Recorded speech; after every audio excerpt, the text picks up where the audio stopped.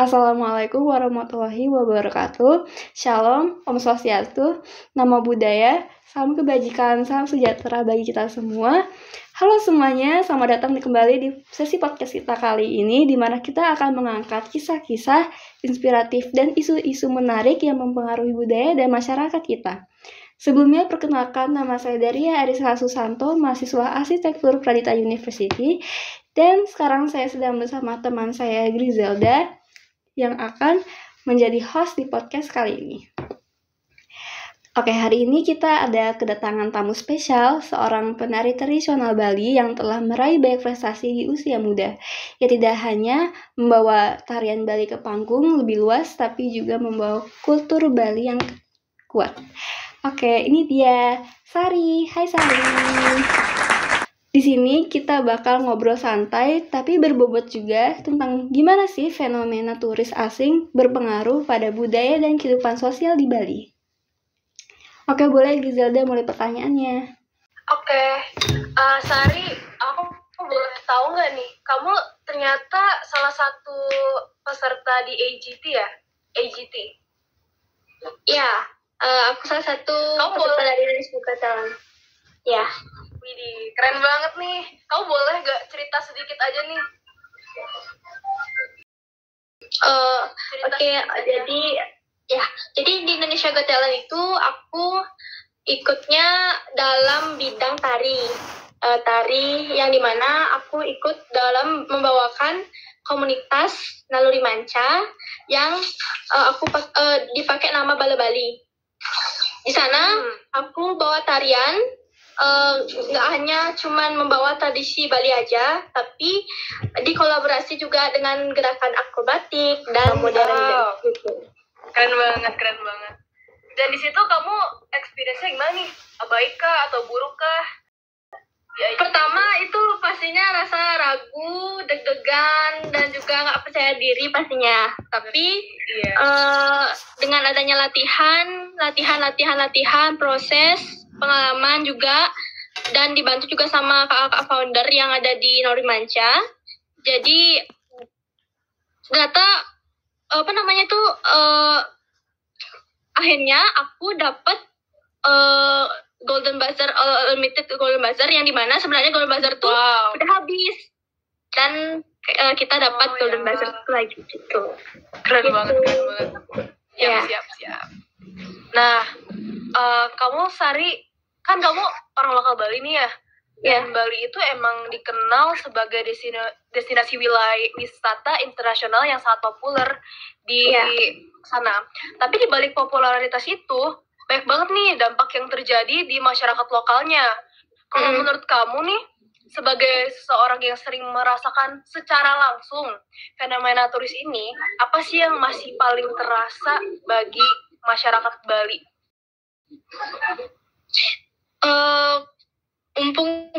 Kan kebetulan nih aku tinggal di Ubud.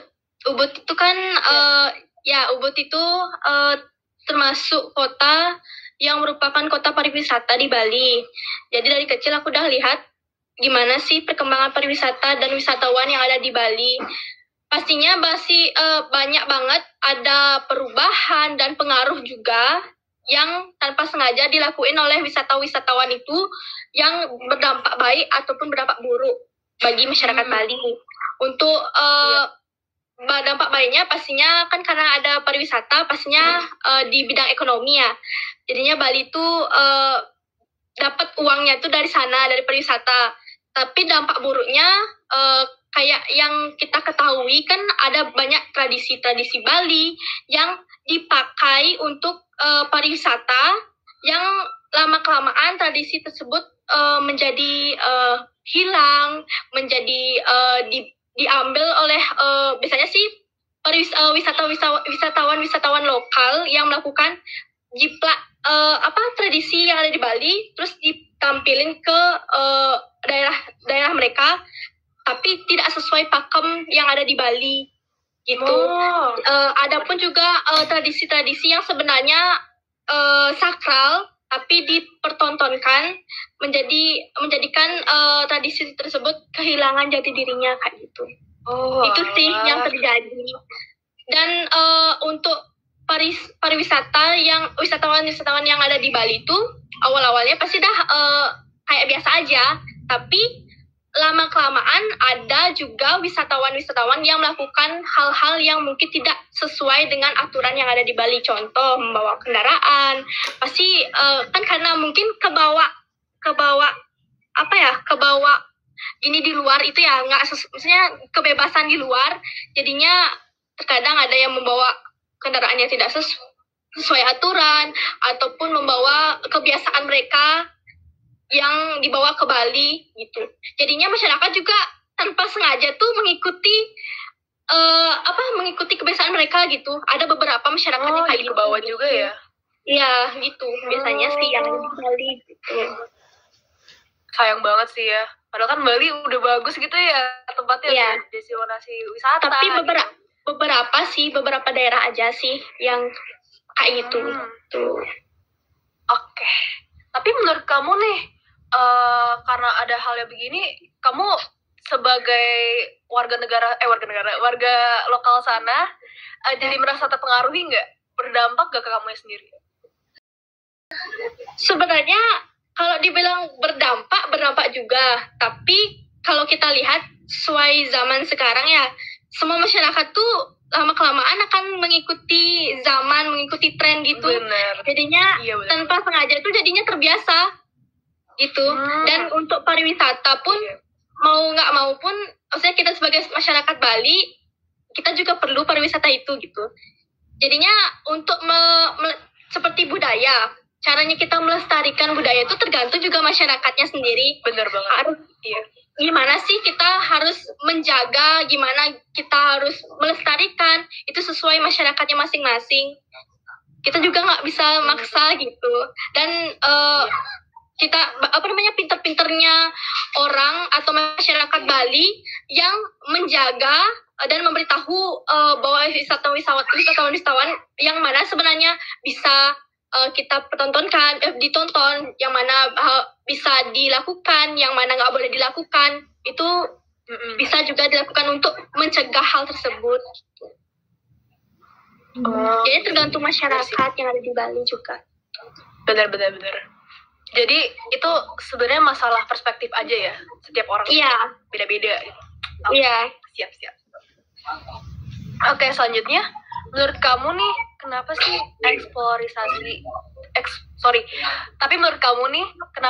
eksploitasi budaya dan susah banget kok ngomongnya, maaf banget.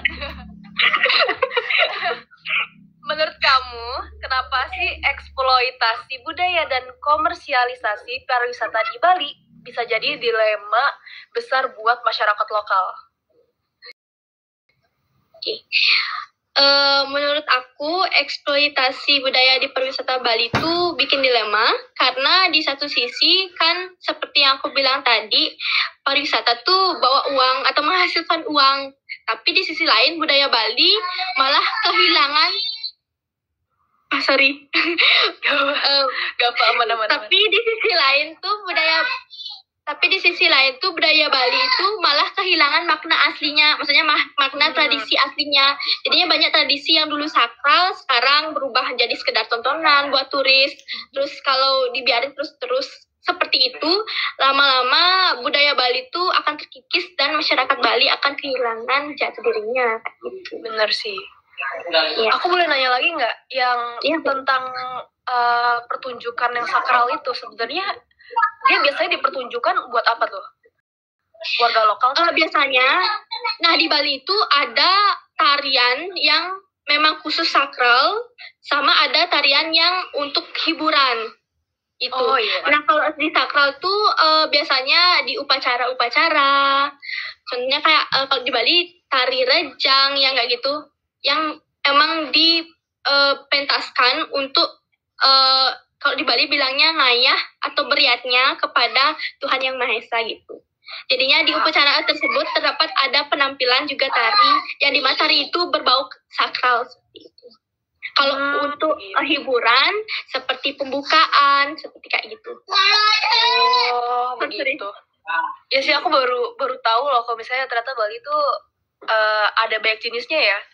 Iya, banyak banget jenis tarinya. Aku sekedar ini ya nambahin pertanyaan. Aku pengen tahu gimana sih suasana pertunjukan sakral di Bali gitu. Karena aku kan jarang tuh ke Bali.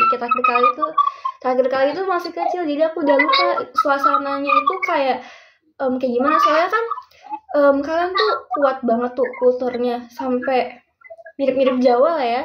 Kalian tuh sampai dibilang kesurupan gitu, tapi itu bukan kesurupan yang kayak jahat gitu, tapi emang untuk ya ini menguatkan iman dan budaya kalian emang kayak gitu kan. Tapi aku penasaran aja, suasananya itu emang biasanya bikin orang-orang takut nggak sih? Soalnya kan banyak turis juga kan ya, kayak orang-orang asing kayak gitu, reaksinya tuh kayak gimana? Aku pengen tahu. Oke, jadi di Bali kan biasanya banyak tuh ada video-video yang orang kerasukan, orang yang sampai kerasukannya tuh bisa dibilang ada benda tajam yang emang ditusuk ke badan gitu. Ya, jadi itu semua emang bisa dibilang harus terjadi karena yang masuk ke dalam tubuh manusia itu bisa kita percayai adalah bisa leluhur ataupun Tuhan yang emang bersembayang di sana gitu. Jadi kita misalkan ngayah nari. Jadi karena hal tersebut bisa dibilang turis itu jadi terbiasa gitu loh, lama-lama jadi terbiasa dengan hal tersebut, dengan tradisi tersebut. Dan ada pun juga turis-turis yang ikut juga serta seperti menggambel tuh juga dia ikut tari juga dia ikut, jadinya nggak takut gitu, jadinya dia ikut dengan alur tersebut gitu. Nah untuk suasananya bisa dibilang nggak takut sih, nggak bikin takut, karena kalau di Bali dengan adanya hal sakral tersebut tuh gimana ya, itu tuh kalau aku sebagai masyarakat Bali aku ngerasa adem dengan tradisi tersebut, karena itu karena kita percaya itu yang merasuki tubuh manusia itu emang Tuhan yang bersembayang di mana di pura tersebut gitu. Dan ada pun juga wilayah-wilayah yang harus emang ada kerasukan tersebut. Kalau misalkan nggak ada pun akan terjadi malapetaka dan lain hal. Ada juga daerah yang seperti itu. Oh alah, baru tahu sih ya kita. Ternyata deh begitu juga ya. Baru tahu. Iya. Oke. Selanjutnya kamu bisa nggak sih kasih sedikit gambaran aja nih tentang apa yang menurut kamu bisa jadi solusi untuk mengatasi dampak negatif dari pariwisata ini? Gimana sih caranya masyarakat Bali ini tetap bisa berkembang secara ekonomi, tapi budaya mereka juga nggak hilang begitu aja? Oke. Yang pertamanya pastinya masyarakat Bali kalau untuk pariwisata harus mengembangkan sih lagi ya, dan harus tetap konsisten juga tanpa menghilangkan kebudayaan yang ada di Bali, karena bisa dibilang kebudayaan Bali ataupun tempat-tempat wisata itu merupakan hal yang paling penting untuk memikat wisatawan yang ada di luar sana untuk datang ke Bali itu, dan untuk menjaga perekonomian. Tetapi di sana juga kita harus perlu melestarikan budaya Bali yang dimulai dari rakyat Bali itu sendiri. Contohnya seperti generasi muda tuh harus selalu menarikan tarian Bali yang ada di Bali. Selain itu juga selalu pokoknya harus menjaga kualitas ataupun tarian ataupun musik itu harus dijaga dan tidak boleh sampai tercemar itu. Walaupun ada beberapa wisatawan yang di lokal tuh sudah membawa tidak sesuai pakamnya di sana, tapi kita harus juga menetapkan atau tetap teguh sama tradisi yang ada di Bali, jangan sampai hilang, jangan sampai punah. Terus untuk turis sebenarnya harus diberikan edukasi biar nggak datang tuh cuman buat mencari konsumsi yang ada di Bali, konsumsi budaya Bali tanpa ngerti maknanya. Jadinya maksudnya nggak datang cuma nonton dan nggak paham sama apa yang ditonton tersebut gitu. Jadinya harus diberi edukasi bahwa apa sih maknanya dari tarian ini, apa sih makna dari hal yang ditonton tersebut gitu. Bisa juga dengan cara memberikan aturan ketat, tapi ini sering sih terjadi ya, memberikan aturan ketat dengan soal mana yang boleh dikomersialkan dan mana yang tidak boleh atau harus tetap sakral gitu. Bener Itu sih. ya sih. Bisnis pariwisata juga harus dikontrol biar nggak semuanya nggak disemena-menain pokoknya sama wisatawan yang ada di luar sana. Biar wisatawan itu bisa menghargai tradisi-tradisi yang ada di Bali. Itu aja sih. Ya. Oh ya, aku juga penasaran nih, kamu pernah nggak melihat secara langsung kayak pariwisatawan yang di sana kayak ngerusak barang-barang atau melakukan pelanggaran yang lainnya gitu? Pelanggaran Oke, pasti gimana tuh? pernah. Dan ada kayak misalkan nih foto itu tuh sebenarnya kan di pura tuh kan sakral nih. Iya. Nah, sudah ada diinformasikan bahwa wisatawan hanya bisa sampai sini saja, nggak boleh masuk ke dalam. Ataupun jika ingin masuk ke dalam tuh harus menggunakan pakaian yang sudah ditentukan. Tapi ada juga wisatawan yang masih menggunakan pakaian yang vulgar dan Waduh. tidak sesuai dengan aturan. Ya. Jadinya mau nggak mau masyarakat setempat harus bertindak tegas dan berbicara juga sama wisatawannya itu. Itu sih yang aku pernah lihat ya. Sama yang kayak aku bilang tadi, mengenai aturan berkendaraan. Kadang ada juga wisatawan yang nggak pakai helm, padahal Waduh. itu udah jalan besar dan dia naik motor tuh nggak sesuai aturan gitu, tinggal nyalip dan akhirnya Baru belajar naik sampai motor. jatuh sendiri. Baru pertama kali sewa motor.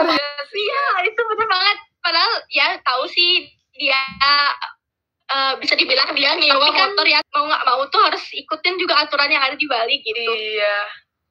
Wah, Sudah kadang ada juga yang kayak gitu.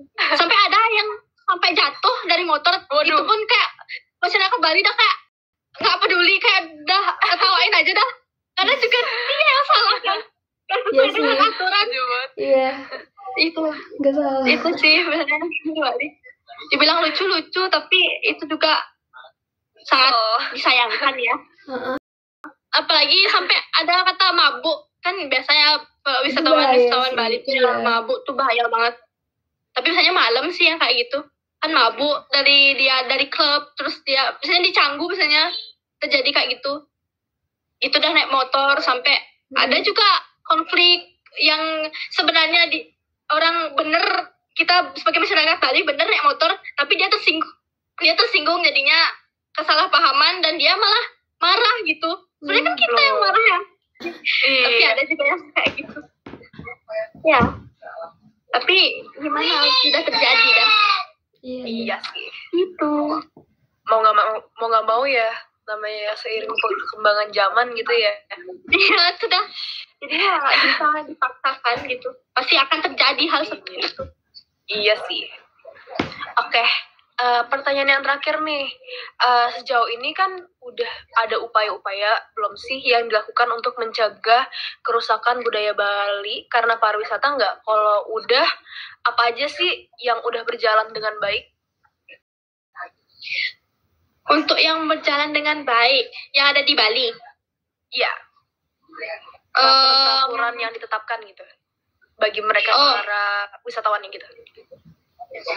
Ini sih yang menurut aku ya, pandangan aku, kalau untuk aturan yang bisa dibilang tetap tuh belum bisa berhasil wisatawan tuh lakukan. Tapi kalau untuk menjaga atau mencintai tradisi yang ada di Bali dan membuat ya mereka tuh paham dengan tradisi di Bali itu, menurutku masyarakat Bali itu udah berhasil gitu. Jadinya turis di Bali, walaupun ada beberapa yang masih untuk wisatawan lokal tuh ada beberapa yang masih bisa dibilang mensalahgunakan gitu ya. Tapi untuk untuk wisatawan internasional tuh udah dibilang masyarakat Bali itu sudah berhasil memikat perhatian mereka, dan sampai ada juga beberapa turis-turis tuh ikut serta mencintai tradisi yang ada di Bali gitu. Jadinya itu sih yang menurutku berhasil ya. Kalau misalkan untuk aturan seperti aturan yang ada di Bali, contohnya kayak aturan kayak berkendaraan motor ataupun yang bikin pokoknya turis Bali tuh mengikuti gimana ada di Bali tuh nggak bisa karena mereka tuh punya kebiasaannya beda-beda. Kebiasaan mereka tuh sama kebiasaan kita tuh berbeda gitu. Jadinya nggak bisa dipaksain gitu. Itu sih belum berhasil ya yang ada di Bali. Kalau untuk memikat perhatian mereka untuk lebih berkunjung lagi ke Bali, itu pasti berhasil. Kan karena sampai sekarang pun wisatawan tuh nggak berhenti kan datang ke Bali gitu. Karena kekayaan tempat wisata dan tradisi yang emang memikat mereka untuk datang ke Bali gitu. Itu sih yang berhasil ya. Pokoknya rasa mereka memiliki atau merasa mereka mencintai tradisi di Bali itu yang berhasil masyarakat Bali bikin. Keren. Oke. Sebelum kita tutup nih, Sari, mungkin kamu ada pesan nggak sih untuk para turis yang datang ke Bali atau masyarakat Bali sendiri terkait dengan isu ini? Untuk kedepannya, menurut aku harapannya tuh pariwisata Bali semoga bisa berkembang terus tanpa harus mengorbankan budaya aslinya. Terus juga masyarakat Bali itu harus menjadi masyarakat yang kuat untuk menjaga warisan mereka, dan turis juga bisa diajak untuk lebih menghargai budaya Bali agar tidak punah dan tercemar. Gitu. Amin. Oke, baik. Terima kasih banyak untuk Sari. Udah meluangkan waktu buat kita. Jadi banyak banget nih ternyata insight baru yang kita dapetin dari topik yang kita bahas hari ini ya. Semoga kedepannya Bali bisa tetap menjaga tradisinya dan juga budayanya, tapi juga berkembang dengan cara yang berkelanjutan. Dan buat kalian yang dengerin podcast ini, semoga obrolan kita bisa memberi pandangan baru tentang bagaimana pariwisata mempengaruhi Bali, baik dari segi budaya maupun sosial. Jangan lupa untuk terus ikutin podcast kita, karena kita bakal bahas banyak isu-isu menarik lainnya. Sampai jumpa lagi!